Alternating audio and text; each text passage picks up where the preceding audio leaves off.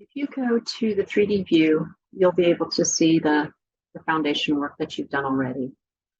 Okay, if we go back to our top of footing level, what we're going to do in this next part is we're going to work with a different type of foundation system referred to as caissons. So caissons are something that you may have to use if the soils report suggests that there is not suitable soil for a certain depth from the ground level. So this would require drilling holes in various diameters, 10 feet, 15 feet, 20 feet, whatever it takes to get to a point where you are on stable ground. So this process adds a lot of cost to a building. So if you can, you want to try to avoid that, but sometimes you don't have a choice. So what we're going to start off with is placing some round columns. So if I go to the architecture tab and I look for columns, architectural columns, the only column that's currently in the project is the rectangular column that I use for the pier. So I need to go and go to Insert and load an Autodesk family. Again, this is a type of column, so I'm going to search here, column. And I want to look for a round column this time. So I'll scroll down. Concrete round column. This will work for what we need to do. And again, you want to choose the one that has the 3D view and load it into your project. Now you should see when you go to the structure tab and column that there's now this component loaded into the project. We're going to be using the 24-inch concrete round column. So columns are going to be placed at 5B, 7B, 5C, 7C, 5D, 7D, and also along this middle column line 6. So there will be like 9 of them. So I'm going to go ahead and snap in the same spot. So you have to pick 2 points, even though we normally associate columns as vertical elements, because you have the ability to make an angled column, but ours is going to be straight up and down. So I've gone ahead and placed that column. You can see the circle there. And in order for us to have a look at this, I'm going to go to my south elevation. And there it is. Okay, now we're going to make a few adjustments to it.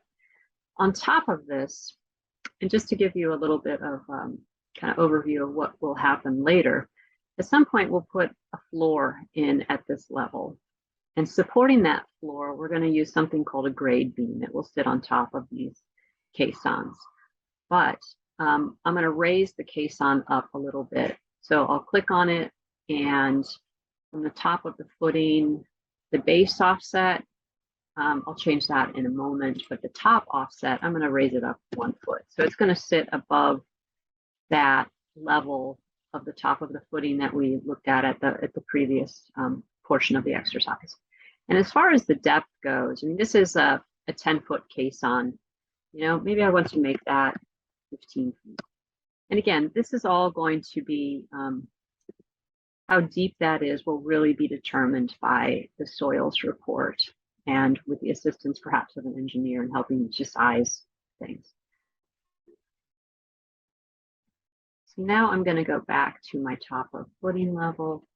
There's my circle, and I'll just make a series of copies of this caisson. So it's the first one, and I will be snapping to these grid lines. Do this in a faster way through copying multiple ones at the same time, or one at a time. It's not too many of them. Go. And you'll have 9 of these, 1 at each of those intersections. Okay, let's do it one more time. Click on here, copy. And I like to not select the actual intersection that I'm working off of. but use a reference over on the side so I make sure I'm snapping to the correct points. Right, if we take a 3D look at this, I go to view, choose 3D, you can see I've got these caissons that will go down below the level of the foundation from the prior one. The next thing to add will be the grade beams that sit on top of these caissons. So the reason we have them is that there will be walls that are sitting on top of these perimeter caissons, and they need somehow to be supported. If we didn't have some kind of beam, and this beam will be, partially, if not completely, surrounded by earth, by dirt. If we didn't have that there, the walls would have nothing to transfer the load to. So now I'm going to go back to my top of footing level, and I'm going to begin defining a grade beam dimension. So when I go to the structure tab and look at the beams in this template file, with this project file, the template only had a steel beam. There's no other beams here, so I'll have to go back to insert and load Autodesk family, and I will search for a beam. And we're going to look for concrete rectangular beam, a 3D component, and load that in there. Okay, so it came in as a 16 by 32 inch beam. I would like to make this beam 16 by 24. So I'm going to make a copy of the one that's there. I'll edit type and duplicate, and I'll call this one 16 by 24. Say okay, and then I will make some adjustments to the dimensions. So the 1'4" is the 16. That's going to stay. 2 foot dimension will, my 2'8" dimension will become 2 feet, and say okay. Now these grade beams will sit on top of the caisson. So I will go ahead and begin to locate them in there. All right, now I had cut this section here, and I want to make sure they're sitting in the right spot. So I'm going to go back to my section view, and I will scroll over here. And what you can see is they're too low. I need to raise them up so they're sitting on top of this. So I can click on one of these beams, and then I can change the start and the end levels. So the start and end levels are basically the top of this grade beam. So if the reference line is the top of footing line, which is this one here, I need to raise this up so the bottom is sitting on here. So this is 12 inches or 1 foot, and this is a 24 or 2 foot high beam. So I'm going to need to change both values, the start level and the end level. Again, if you wanted to have an angled beam, you would be able to do that, but we want ours to be horizontal. Now, another thing you'll notice is that this crop window has kind of clipped off the full caisson. So I'm going to stretch this down so I can see the whole thing. And I may need to adjust this a little bit once I start laying out the sheets, but for now that will work. I'm going to go back to my top of footing, and I'm going to copy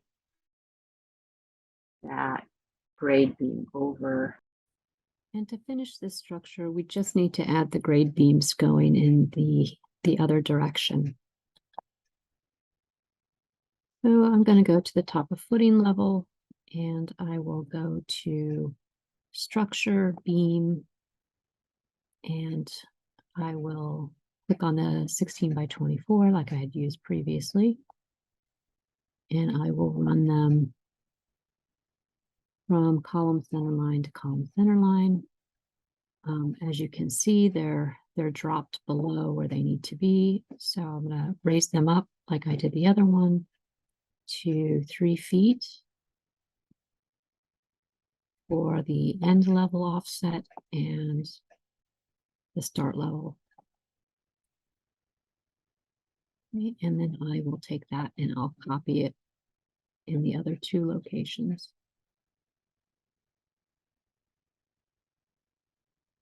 And I'll just have a look at this in 3D.